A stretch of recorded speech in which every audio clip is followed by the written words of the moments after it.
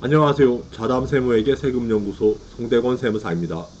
지난 7월 15일 오후에 국세청 홈택스 누리집을 통하여 국세상담센터가 제공하는 세법 상담을 신청한 적이 있습니다.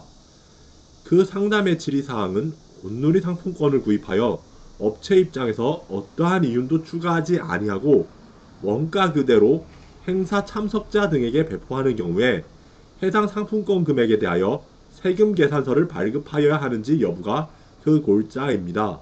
국세청 홈택스 누리집에서 이 세법 상담을 신청한 바로 다음 날인 지난 7월 16일에 질의사항에 대한 답변을 받아볼 수 있었습니다. 만 하루도 채 되지도 않는 짧은 시간 내에 답변을 신속하게 받아볼 수 있었다는 사실도 놀라운 일이었지만 그 답변 자체의 내용이 자세한 것은 물론 해당 사항과 관련한 부가가치세 법령과 과세관청의 유권 해석까지 첨부되어 있어 세무실무상 큰 도움이 되었습니다.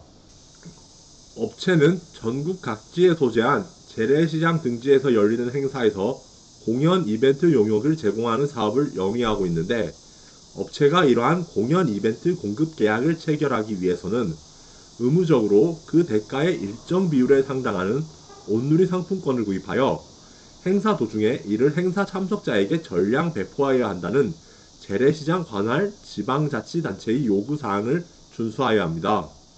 이에 대한 국세상담센터의 답변 내용을 보면 업체가 온누리 상품권을 구입하여 행사 도중에 이를 행사 참석자에게 전량 배포한 행위에 대하여 이를 현행 부가가치세법상 사업상 증여, 즉 사업자가 자기의 고객이나 불특정 다수인에게 경품을 제공하는 등 재화를 증여하는 경우에 해당하는 것으로 보고 있다는 점을 알 수 있습니다. 해당 거래가 사업상 증여에 해당하는 이상 이에 대하여 부가가치세가 과세되기 위해서는 우선 온누리 상품권이 이른바 자기생산 취득재화, 즉 사업자가 자기의 과세사업과 관련하여 생산하거나 취득한 재화에 해당하여야 합니다. 이와 관련한 국세상담센터의 결론은 온누리 상품권은 유가증권의 일종이기 때문에 상품권을 구입할 때 부가가치세 매입세 공제를 받을 수가 없는 이상 해당 온누리 상품권을 참석자들에게 단순 배포 형식으로 지급하는 것은 세금 계산서 발급 대상이 아닌 것이며 계산서 발급 대상도 아니라는 것입니다. 국세상담센터는 아래 유사 사례 참조하시어 업무에 활용 바랍니다라고 하면서 추가로 사업상 증여의 범위와 관련한 구부가가치세법 시행령 제16조 규정과 지난 1999년 7월 30일자로 발령된 국세청 부가 4602로-2223 예규를 제시하고 있습니다.